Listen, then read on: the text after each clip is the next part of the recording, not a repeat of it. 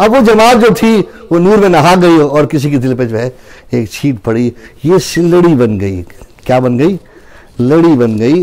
अब वो जो नूर में नहाए उनके जो मासरीन होंगे या उनके साथी जो होंगे उनकी तरह तो बाद वाले नहीं होंगे, अंबिया के रसूल नहीं आएंगे, लेकिन एक तोहफा अल्लाह के रसूल ने हमें दे दिया है क़यामत तक के लिए, एक तोहफा दे दिया है।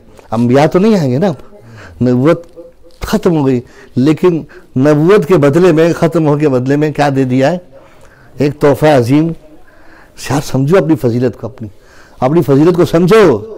इरशाद फरमाया कि मेरी उम्मत में 360 ऐसे लोग हर वक्त क़यामत तक मौजूद होंगे, जिसमें कुछ लोगों के दिल आदम अलैहिस्सलाम की मानद, दिल की मानद, कुछ लोगों के दिल ईसा अलैहिस्सलाम की मानद, कुछ लोगों के दिल हज़रत नूह अलैहिस्सलाम की मानद, कुछ लोगों के दिल इब्राहिम अलैहिस्सलाम की मानद, कुछ लोगों के दिल यूसुफ अलैहिस्सलाम की मानद, कुछ के हज़रत मूसा अलैहिस्सलाम की मानद, कुछ के ईसा अलैहिस्सलाम की मानद, और कुछ लोगों के दिल इरशाद फरमाया मेरे दिल की मानद होंगे और हर वक्त ज़मीन पर रहेंगे। वो हर वक्त ज़मीन पर रहेंगे। ये शर्त नहीं कि नज़र आए, ये शर्त नहीं कि नज़र आए या ना आए, नज़र आएंगे भी और नहीं भी आएंगे, लेकिन वो फोटोबाजी के ज़रिए नहीं आएंगे। वो फोटोबाजी, एक्शनबाजी के ज़रिए, वो एक्शन वाले में उनका निफार नहीं होगा।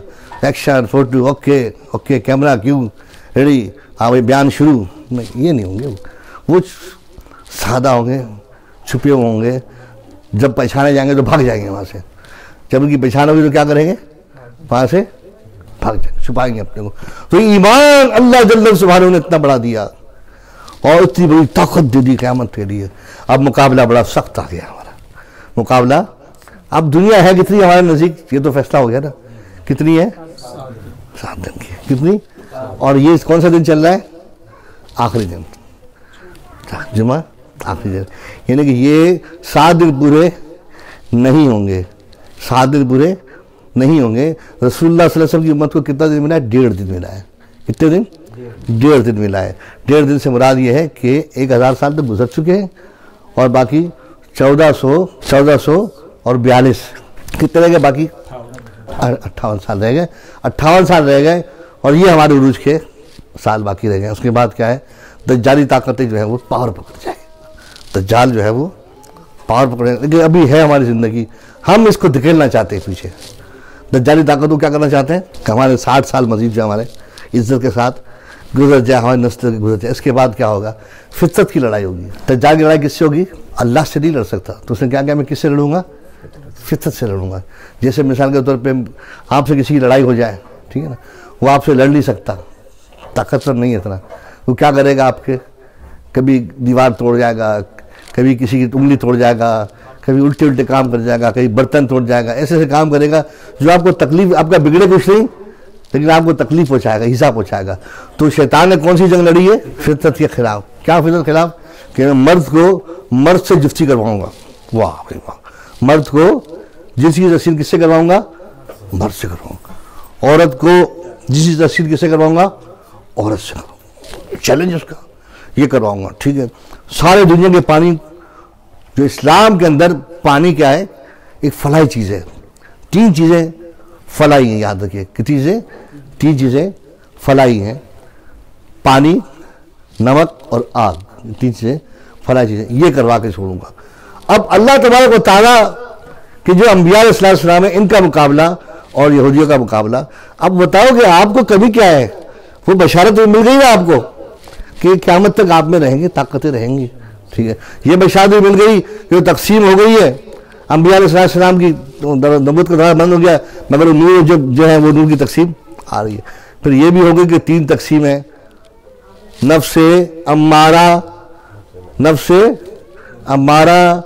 नफ्से लव्वामा, नफ्से मुतमइन्ना। 3 तकसीमें बड़ी हैं जो तकसीमें हदीस के मुताबिक। तो इन 3 तकसीमों का सिलसिला बंद नहीं हुआ है, 3 तकसीमें जारी हैं, 3 तकसीमें आप पर जारी। अब इसकी थोड़ी सी आपको ना मैं इंशाअल्लाह बयान कर दूं। अहले मार्फत है हम अल्हम्दुलिल्लाह। इसको कहते मतलब क्या है? तीनों कुरान में आयतों में मौजूद है। नफ्स अम्मारा उसको कहते हैं कि जो गुनाह पर माइल करे। क्या कहते हैं उसको? वो क्या कहते हैं? नफ्स अम्मारा कहते हैं। और जब इंसान उस पर अपने आप को बचाना शुरू करे पूछने की कोशिश करता रहे तो वो नफ्स अमारा से दूसरे अगले क्लास में मुंतकिल हो जाता है, नफ्स लव्वामा पर आ जाता है। नफ्स लव्वामा पर नफ्स लव्वामा क्या करता है, उसे नदामत करवाता रहता है, नदामत करवाता है, एहसास करवाता है, गलती का एहसास करवाता है, गुनाह का एहसास करवाता है। एहसास जब करता करते करते करते एहसास का आदी हो जाता है तो फिर अल्लाह जल्ल उस पर मजीद करम करता है कि वो नफ्स लव्वामा से नफ्स मुतमइन्ना पे आ जाता है। या अय्यतुहन नफ्सुल मुतमइन्ना इरजिई इला रब्बिकी रादियतम मर्दिया फदखुली फी इबादी वदखुली जन्नती आ जाता है। अल्लाह ताला उस पर करम कर देता है, वो मुतमईन हो जाता है और ठहर हो जाता है। ये सिलसिला जो बतदरीज चल रहा है, नबुव्वत तो ख़त्म हो गई, लेकिन ये हिदायत और ये तब्दीलियाँ, हिदायत की तब्दीलियाँ और हिदायत की बरकतें और हिदायत का नूर, ये मेरे अजीज़ों ख़त्म नहीं हुआ है, ये चल रहा है। फ़ायदा उठा लो ना, फ़ायदा उठा लो, फ़ायदा कितना उठा सकते हो, कितना उठा सकते हो। नफ्स मुतमइन्ना पे आ जाओ, चले जाओ, और फिर क्या होगा, सलामुन कौलन मिर रब्बिक। इमाम गज़ाली फरमाते हैं कि अल्लाह तबारक व तआला ने अशरफुल मखलूक़ात बना दिया इंसान को। अशरफुल मखलूक़ात का मतलब बड़ा भारी है, क्यों कि जब इंसान पर जो अमानत अल्लाह ताला ने अशरफुल मखलूक़ात की पैदा की है, पहाड़ों पर रखी, रज़ा हो गया, मौला करीम ये अमानतें हम तेरी नहीं उठा सकते। आसमानों पर रखी, वो लर्जा हो गया, कहा या अल्लाह ये अमानत जो अशरफुल मखलूक़ात की इंसान रख रहा है, ये हम नहीं उठा सकते। किसी मखलूक ने भी इस बात को तस्लीम नहीं किया कि ये अल्लाह अज़्ज़ा की अमानत जो है ये हम उठाएंगे। एक इंसान था जिसने तस्लीम कर लिया। क्यों? अशरफुल मखलूक़ात का मतलब क्या है कि गीदड़ की, खंजीर की, कुत्ते की, खंजीर की सिफ्त भी, गधे की सिफ्त भी, घोड़े की सिफ्त भी, सारी सिफात आ रही है आपके पास ट्रांसफर होकर। अशरफुल मखलूक़ात सारी मखलूक़ात की सिफात क्या हो रही है, शामिल होकर आ रही है। लेकिन फरमाया सब की सब आ जाए, एक सिर्फ हम आपको वो देते हैं। इमाम गज़ाली फरमाते हैं कि जो फरिश्तों के जौहर से है, अल्लाह का नूर है, उसकी क्या देते हैं, तुम्हें एक छींट देते हैं। क्या देते हैं? राई के बराबर छींट देते हैं। उस छींट को जगा दो दिल में, और जब दिल तुम्हारा नूर से भर जाएगा तो सारे कुत्ते बिल्ले घोड़े की और सांप जाइए खत्म होके मादूम हो जाएंगे, और फिर ऐसे मादूम होंगे कि फरिश्ते तुम्हारे पीछे पीछे चलेंगे। शेख अब्दुल कादिर जिलानी चलते थे, फरमाते हैं जब चलता हूँ मेरे पीछे फरिश्ते चलते, आगे आगे चलते कि भाई रास्ता दो, रास्ता दो, अल्लाह के वली आ रहे हैं, रास्ता दो। बेल के पीछे भाग रहे तो बेल रुक गया, चलते थे। मुझे कहते हैं अब्दुल कादिर तुझे अल्लाह ने इस काम के लिए तो पैदा नहीं किया है, ये क्या कर रहा है तू, मेरे पीछे भाग रहा है, मेरी दुम फिलाने वालों के पीछे भाग रहा है, तेरा ये वस्फ थोड़ी है। तो फिर क्या होता है, फरिश्ते क्या बन जाते हैं, खादिम बन जाते हैं। क्या बन जाते हैं?